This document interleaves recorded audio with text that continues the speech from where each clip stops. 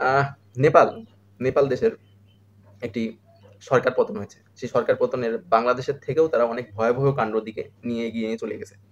এখন বাংলাদেশের খবরগুলো মিডিয়া প্রচারে বেশি সামনে এসেছে। এইজন্য আমরা মনে করতেছি বাংলাদেশের বিষয়টা মনে হয় গুরুতর বিষয় ছিল। আসলে সেরকম না। বাংলাদেশের থেকেও তাদের অবস্থা ছিল ভয়াবহ অবস্থা। এখন আসেন দেখি অনেকে বলতেছে যে নেপালের সাথে নেপাল যেরকম, নেপালের যেভাবে পতন হয়েছে, এই পতনের মতো বাংলাদেশেরও পতন হয়েছে। বাংলাদেশে একই কারণে পতন হয়েছে। আসলে কি এরকম কিছু? আসলে না, এরকম কিছু না। বিষয়টা সম্পূর্ণ একটা ভিন্ন একটা বিষয়। বাংলাদেশের যে গভর্নমেন্ট ছিল, তৎকালীন গভর্নমেন্ট ছিল শেখ হাসিনা।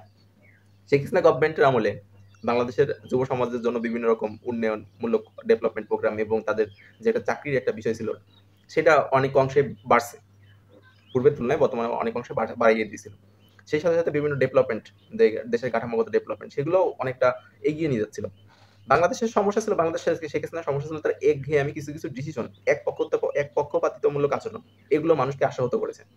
যেরকম মুক্তিযুদ্ধে সবার একটা একটা একটা চেতনা, সেই চেতনাকে শুধু এক পক্ষপাতিত্বমূলক চেতনা হিসেবে তারা ব্যবহার করেছে।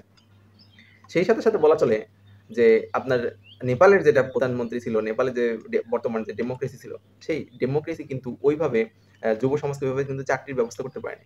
তারা সেই যুব সমাজ চাকরির ব্যবস্থা না পেয়ে তারা রাশিয়া ইউক্রেনের যে যুদ্ধ, সেই যুদ্ধে কিন্তু তারা অংশগ্রহণ করেছে। বুঝছেন?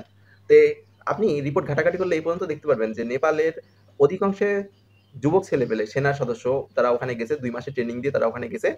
যাওয়ার পরে তার অধিকাংশই কিন্তু রাশিয়া ইউক্রেন যুদ্ধে তারাও কিন্তু মৃত্যু করছে। মানে তারাও কিন্তু মরে গেছে, মারা গেছে। এরকম এরকমও রিপোর্ট পাওয়া গেছে। তো তাদের দেশে একমাত্র অর্থনীতি অতটা ভালো নাই। তারপরে হচ্ছে কোনো চাকরির ব্যবস্থা করে দিতে পারতেছে না সরকার। কিন্তু সরকারের যে মন্ত্রী পরিষদের যে বিভিন্ন ছেলে-মেয়ে ছিল তারা অনেকটা ল্যাভিশ জীবনযাপন করত। যেরকম তাদের বিভিন্ন মার্কেটে যাওয়া, শপিং এ যাওয়া, এই গাড়িতে চড়া, ওই গাড়িতে যাওয়া, বিভিন্ন দেশে বিদেশে ঘোরাফেরা এগুলো তারা সোশ্যাল মিডিয়ায় পোস্ট করত। এই সোশ্যাল মিডিয়ায় পোস্ট করার কারণে তাদের যে মন্ত্রী পরিষদের উপরে যে সরকারের উপরে সাধারণ জনগণ একটা ধীরে, ধীরে একটা ক্ষোভ প্রকাশ করতে আ আগ্রহ করে। ধীরে, ধীরে এই ক্ষোভ প্রকাশটা একেবারেই ভয়ংকর রূপে ধারণ করে।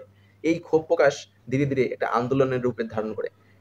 এখন গভর্নমেন্ট দেখতেছে তাদের যে ছেলেপেলে এরকম আছে, মানে ছেলে-মেয়ে, এই ছেলে-মেয়েদের জীবনযাপনের যে ধরন, সেই ধরনটা মানে হচ্ছে সোশ্যাল মিডিয়ায় বেশি প্রকাশিত হচ্ছে। এই কারণে সাধারণ মানুষের মধ্যে বেশি ক্ষোভ প্রকাশ হচ্ছে। সাধারণ মানুষ মানে গরিবভাবে অনেকটা কষ্টভাবে জীবনযাপন করতেছে। এজন্য তারা বিভিন্ন সোশ্যাল মিডিয়া ব্যান করার একটা চিন্তাভাবনা নিয়ে আসে। যে তাদের এগুলো হচ্ছে Facebook, YouTube, Twitter এদেরকে TikTok এদেরকে ব্যান করার একটা পরিকল্পনা নিয়ে আসে। এবং সকল আ যে সোশ্যাল মিডিয়া আছে তাদেরকে বলে যে তাদের দেশের যে এক ধরনের রাজনীতিমূলক যে উস্কানিমূলক বক্তব্য এগুলো যদি Facebook, YouTube এ ছাড়া হয় তাহলে সেগুলো আপনারা বন্ধ করেন। এই কনটেন্ট গুলো আপনারা বন্ধ করেন। তাদের একটা হিংসাত্মমূলক প্রভাব তৈরি করতেছে। একমাত্র TikTok ছাড়া কোনো সোশ্যাল মিডিয়া প্ল্যাটফর্মেই এটা গ্রহণ করে নাই। কোনো সোশ্যাল মিডিয়া প্ল্যাটফর্ম এটা কোনো গ্রহণ করেনি। এই গ্রহণ করে না করার কারণে তারা তাদের Facebook, Instagram, Twitter এগুলো সবগুলো বন্ধ করে দিয়েছে। YouTube সবগুলো বন্ধ করে দিয়েছে, ব্যান করে দিয়েছে। এখান থেকে জেন জেট তাদের সারাদিন সোশ্যাল মিডিয়ার মধ্যে পড়ে থাকে। তাদের মধ্যে একটা ক্ষোভ প্রকাশ হয়েছে যে এইগুলো কেন বন্ধ করে দিয়েছে।